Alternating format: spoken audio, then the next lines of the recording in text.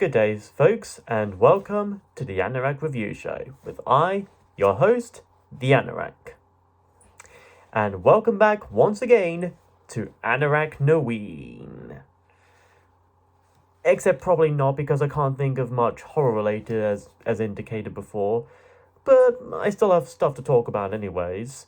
Stuff that no doubt are quite a bit overdue. You see, last year I reviewed Robert Plant's debut album, Pictures at 11, his first solo album after ending Led Zeppelin.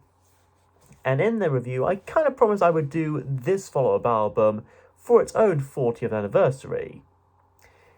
Except said anniversary was about several months ago. Same with Too Low for Zero and a couple of other albums I got planned down the road. Not to mention I had to get other episodes out the way at the time, had to reshuffle a few, trying to make up for lost times and delays and all that. And I can be a bit of a procrastinator, if I'm to be honest, but hey, better be sooner than later, I suppose. Like with Pictures at 11, this album too shows Robert trying to branch out himself as an artist, trying to tackle different music styles and genres. Not to mention, most of the people who were involved in the first album are back here as well, even recorded at the same place, Rockfield Studios in Wales.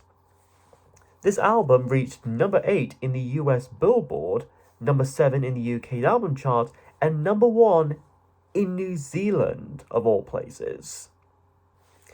I guess between this, Lord of the Rings, and how a few Led Zeppelin songs were inspired by that, and the movies were filmed and produced there, it all circles back round to Led Zeppelin in New Zealand, I guess. If only there was a song based on the Mortal Engines book, things would probably have turned out differently. Though likely not anyways, but probably better than the movie itself. So let's jump into Robert Plant's 1983 solo album, The Principles of Moments. The cover is pretty good and a little bit moody, done, of course, under the direction of Storm Thorgerson of Hypnosis fame, and actually featuring Mr. Plant himself leaning casually on a brick wall as we see presumably an intensely blurred figure either running past him or tripping over him. Is Robert just did Robert intentionally trip him over, or was he just rushing by, emphasizing the idea of moments, the feeling of people rushing by you, or yourself running through and seeing people standing by and just going right past you. I don't know if that really fits well into the title, but hey, it's an interesting title nonetheless, and an interesting cover, and it's certainly eye-catching to an extent. The monochrome black and white feature of it certainly helps make it stick out more. There are also some weird little colourful etched symbols and little symbols and logos, somewhat similar to Too Low for Zero, as well as Genesis's Abacab, which may have some connection to this, as well as another album I'll be looking at next time. But yeah, I guess it's a bit like how Led Zeppelin 4 had a symbol for each of the members, but there's not really much with this one here. It's just little fancy, colourful drawings, but hey, they look a bit cute. Now that leads us into the music itself. We begin the album with Other Arms, a simple rocking tune that begins right away from a drum roll very much lifted from Phil Collins's I Missed Again. In fact, he pretty much does the percussion for most of the songs in this album, much like with Pictures at 11. Bear in mind though that this was at a time when Phil Collins was already becoming something of a big name, both as part of Genesis and as a solo artist. Atlantic Records wanted this song to be the first single off the album, but Robert rejected this, not wanting to be pigeonholed as strictly hard rock, so he suggested 2 other songs here, which I'll get into in a moment. Anyways, as for this song itself, it's a basic love song about trying to find someone and convince them to lay down the defenses and trust him. Lay down your arms, let me sleep at night. I mean, you keep fidgeting your arms about while we're both trying to sleep, so don't be surprised if I have a problem with that. Words you've been using hurting me so. Someday you're gonna regret. That's usually what people on Twitter seem to feel. Way friends been talking, guess you'll never know. This battle ain't been won yet. I'll win the multiplayer on Halo Infinite. While this wasn't made into a proper single, this did reach number one in the US Billboard and mainstream rock charts. Part of that could, of course, be due in part to not only Plant and Collins, but also the other returning musicians from the first album. Paul Martinez on the bass, Gerald Woodruff on keyboards, and another Robbie Blunt on the sweet guitar. Speaking of which, all the guitar songs in this album are mainly co-written between Robert Plant and Robbie Blunt, with maybe a few others credited in certain ones. So we can expect a bit more guitar this time around, right? Right? Next is one of those two songs that did make it into a single, In the Mood. Co-written between Plant, Blunt, and also Martinez as well. While not as big as Other Arms or the other song, which I most certainly will get into soon enough, and I'm pretty sure many of you would already know what it is, this song is fairly decent and simple in its own way. It's basically about wanting to sing and dance and play music and wanting another person to do the same as well. I'm in the mood for a melody. Well, actually, I myself am more in the mood for a rhapsody. I can make you dance, I can make you sing if you want me to. I can also make you do other certain things for me. I can really do that. Any little song that you want to sing in lieu, song for you, you're blue. Now, yes, any song you like to sing with me, as long as it's not Cree, Rebecca Black, or Ed Sheeran, I'm good. As long as it's not any of those. Do it right, do it wrong, because as a matter of fact, it'll turn out to be strong. You may say that, Mr. Plant, but once you actually get to play this stuff live, then let's see if you can keep out that confidence. Anyway, Collins still manages to shine through with his distinct drumming. Very distinct. As does Woodruff with the synths, and even Blunt with his brief guitar bits. It might drag on a bit for some, as the lyrics seem a bit sparse, but hey, it's more about the music itself and music in general, and making others sing and dance to it. It's simple and straightforward, nothing too complex or complicated, and if you're in the mood for simple yet danceable pop rock music from the 80s, you might like this one fine. It was good enough for the Americans that it reached number 4 in the Billboard's top track charts. Afterwards is Messing with the Mekon, also co-written with Martinez. What's a Mekon? Who's the Mekon? Well, upon looking it up, Mekon, Mekon, is actually the name of a main antagonist from the classic Dan Dare Pilot of the Future comics. That or a young Arthenian lover of the goddess Demeter, though the former is probably more likely to be where the name was used from. Anyway, the song itself starts off with some rather nifty rocking riffs for guitar and drum in between moments of silence. You think that the rest of the song would be just hard and heavy rocking as this opening, but after about 20 seconds in or so, it shifts into this slow and almost chill beat with an almost reggae/dub influence in it, at least for the verses. That hard intro would return every now and then, but that would mostly be it. As for the lyrics themselves at large, they seem to delve more into the hesitation and caution that some people may feel before they devote themselves to a committed relationship. Don't cross your fingers, cross your heart and soul.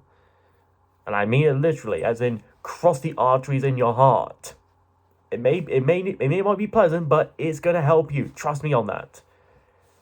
Don't ask me the question, because I just don't know. I mean, seriously, who even knows what the capital of Assyria is? Now, in a bit of actual seriousness, the song also implies that this person, sung by a plant, had been in a prior broken relationship before and is now trying to preserve what little dignity he has left, indicated by the line, involved in a recovery, trying to save my pride. He also admits that the possibility of someone cheating and lying doesn't seem to affect him anymore. In fact, he kind of expects it. Affairs of the heart no longer leave me cold. As in, they don't leave him. In fact, it kind of indicates that he's not really emotionally affected at all. He's just not swayed by it any at all. Therefore, he's not going to waste any breath on trying to get in a relationship. Get down, baby. You're out of control. Well, music makes me lose control. You leave me by side, or you leave on your own. Or as a third option, you leave out all the rest. Or as a fourth option, I leave it. I can feel no sense of measure and no illusions as we take. He then goes on to ask to meet him in the middle and make some alternative arrangements, and says that a new proposition isn't a piece of cake. So despite possible challenges, he's still willing to take a chance and find a new compromise and a new companion to find that middle ground. Halfway through the track is a pretty good keyboard solo from Woodruff, accompanied by Collins' trademark drumming as well. And even the outro seems to go on a rather calm and possibly hopeful note. Again, playing to how Plant might take that chance of love once more, even if he's still aware of the potential risk that may come of it. Now, what any of that has to do with an old Dan Dare villain that also happens to look like a freakish alien melonhead, your guess is probably as good as mine. Possibly even better than whatever I could come up with. Side 1 ends with Reckless Love. Another good old rocking tune that also starts with a riff and pause sort of thing. This one with an Arabic or Moroccan influence in some of its guitars here. As the title may indicate, this song is about falling face first into love, always kind of following up on the previous track thematically, becoming instantly attracted or attached to someone, perhaps because of their beauty, getting caught in the moment and all, whilst disregarding any consequences to consider. The first several lines mentioned various colours and what they may represent, like red being urgent, green being a let off, brown is old, grey is weary, etc. The don't touch gold bit is likely a reference to the King Midas myth, though if that were intentional, what that would even have to do with being reckless and in love would be anyone's guess again. Maybe he was in love with his ability and became reckless with it or something. Plant goes on to sing about how reckless love can creep on you, drive you crazy, wear out your mind, and all that stuff. So he cautions to watch her ways. In these times I'm alone, other arms that held me so tight slip through my mind with you in the night. Well, aside from a little bit of a callback to the first track on this album, whatever he imagines you doing to him with your arms, I at least hope he has a box of tissues nearby next to him. This also happens to be one of 2 songs in this album to not have Phil Collins on the drums, instead done by Barrymore Barlow, who was also a drummer for Jethro Tull for most of the 70s, from Thick as a Brick to Stormwatch. And I think he does his best here too, bringing in his own style into the mix, without having to kind of copy and kind of retread what Phil might have been doing. And while the usual guitars may well get more downplayed in this track, the synths managed to fill in quite nicely with some semi-dramatic melodies and even a solo here and there. I guess you might say that Reckless Love is a reckless tune. I'll pull out myself out on that one. Side 2 begins with Through with the Two-Step. Yeah, I'm through with that 2-step as well. I'm moving up to 3-step. Maybe even 4-step if I get far enough. This one, also co-written between Robert Plant, Robbie Blunt, and Paul Martinez, starts off with a slow rising synth chord along with what sounds like synthetic winds as well. Like something you'd hear in the late 70s sci-fi thriller.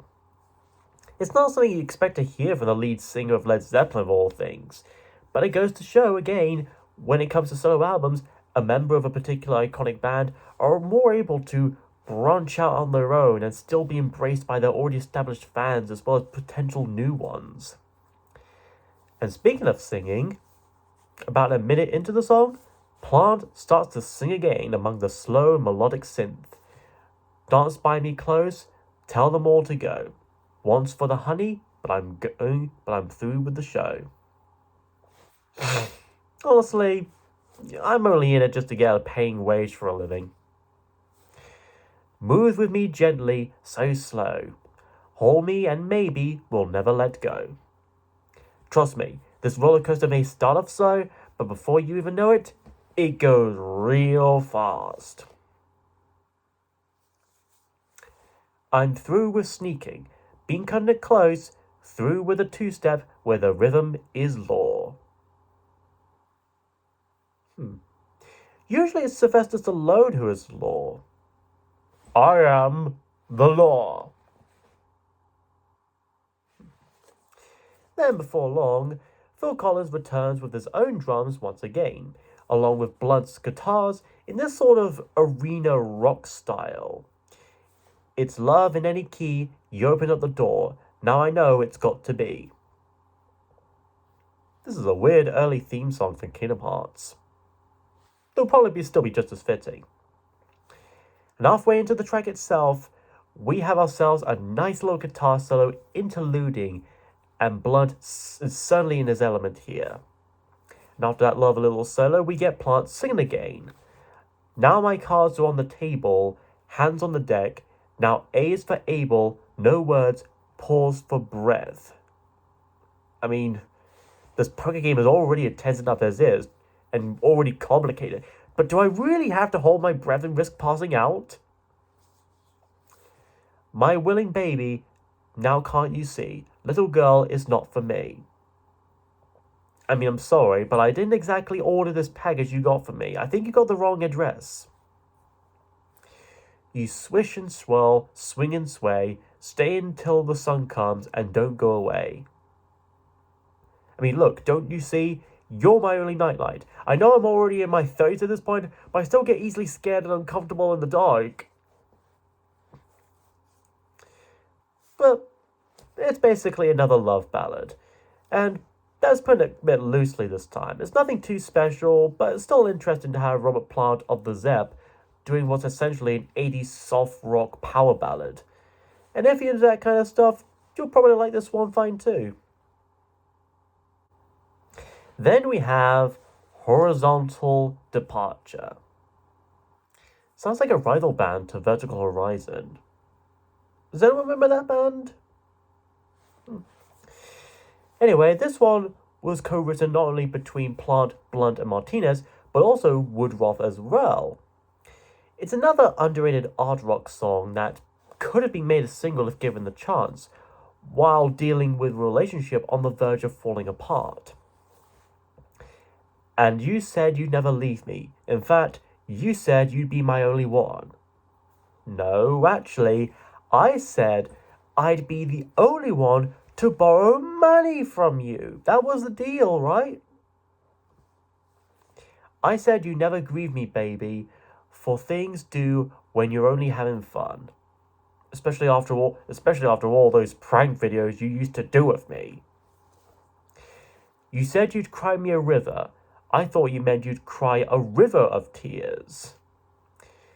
You told me you loved me, so why did you leave me all alone? Now you tell me you need me when you call me on the phone. So, as you can imagine already, this person that Plant was in a relationship with isn't exactly a truthful person. This is why you must always double check their dating profiles. You'd rather die than live without me, baby, but little girl, you're so insincere. I'd rather die than live within you. Wait. You know you count your blessings, but now I find that you were counting sheep. I mean, you were supposed to be counting goats. That's how you actually do it in dreams. And then I tried to court your feelings, I caught your eye, and then you caught my cheek. I mean, I think it's because you got a little ketchup on your face there or something. Then we get to the chorus itself, which offers a bit of contrast and swap. That's why I have to leave you all alone. That's why you have to leave me all alone. So, you two have to leave each other alone then. I guess that means we're even now. In the second verse, Plant sings about collecting prizes, hypnotizing judges, facing the crowd, taking a bow, and beginning the next performance. You know, all the usual relatable stuff that most relationships have to put up with. Then after the second chorus, we get another nifty guitar solo that suddenly calls to mind something out of the Dire Straits. In the middle 8 section, Plant just lays it all down, telling the other to just stop and think for a minute as they bring down the curtain, offering her a drink and even a toast. Because if you're going to break up and split up, you better do so with class and dignity. After which we get one last chorus and eventually the outro itself, featuring more of Blunt's 80s style sounding guitar, then ending out on Plant himself repeating the line, I don't know, so you turned around and found another fool. And I'm pretty sure you found that fool lying in a daze. For a fool and his money soon go separate ways. While it may not be as much of a hard rocker compared to some other tracks, Horizontal Departure is still a decent tune in of itself that deserves another listen and another chance. After that is Stranger Here, ... then Over There. And as Superman would tell you, over there has to stand and speak for itself and deal with its own problems themselves. And only when over there becomes here can we stop this once and for all. Everybody got that? Probably not. Anyway, this song is also co-written by Plant, Blunt, Martinez, and Woodruff all together. Down, down, down, always make the same mistakes. I mean, I always keep misplacing my car keys and debit card. Talk is cheap, but you're talking fast. Boy, that would have been an awkward experience with the Mike Machines guy. Never take the time to think where it'll end. Walk and talk and don't look back. I don't know which way it's going to lead me, baby. I mean, you were definitely right in suggesting a GPS. I try so hard, but I can't understand. Leave me, baby. Just help me get my feet on the ground. At first, I thought the power of manipulating gravity would be fun, but it does have its drawbacks. Anyway, he goes on wandering through places that he and his partner used to go to, being chased and sedated, but not wanting to be let go and all that. It seems this could be about how these two people in the relationship even when they start to know more and more about each other, they somehow feel more and more like strangers to each other. At least that's part of what I'm getting out of any of this. I guess it's probably all tying to the themes of principles and moments. The most we spend, whether on ourselves to think about these relationships, or the times we actually spend those moments with other people, and whatever principles we may gain and absorb from them. And that's probably my rough little guess of where the title actually came around. It's probably just because it sounded cool anyways. I don't know. Plant says that he can't stay down for too long, and if he's crying, it's because he's lonely. I mean, this woman would probably relish in his male tears. Ugh.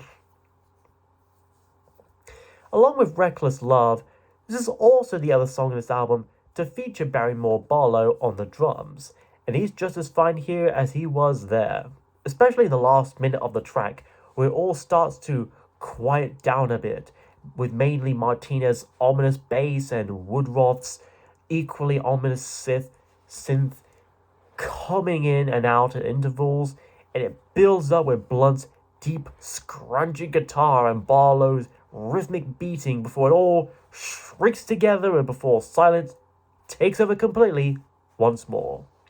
It's almost cold, sinister, and even a bit industrial.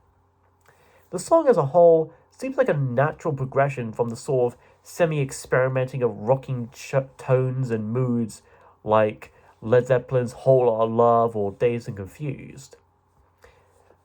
But of course, it would all culminate and give way for the final track of this album. And that final track just so happens to be possibly the most well-known song from Robert Plant's solo material, simply titled Big Log. Written between Plant, Blunt, and Woodruff, it's arguably ironic that this first single from this album just so happens to be its last and final track. I guess is what they say. Save the best for last. And the best it suddenly is. Right from the very note, the mood is instantly set up with that unique sounding guitar, the TR 808 drum machine, and the underlying synthesizer beneath it all. It makes me imagine walking along this long and endless road that seems to stretch on for miles and miles, all under a blue-hour sky, where you can't tell if it's day or night, somewhere in between, or what. You certainly get that sense of loneliness and wandering just from the music alone. And speaking of walking down long roads, Plant comes in singing about his love being in league with the freeway, or motorway as we Brits call it, and how passions will rise as the cities fly by. His love is actually working together with the freeway on an embezzling scheme to scam cities of their money by offering the chance to have flight powers. It's a bit of a complicated thing. I especially like when Plant sings the lines, and the questions and thousands take flight, and should I rest for a while at the side?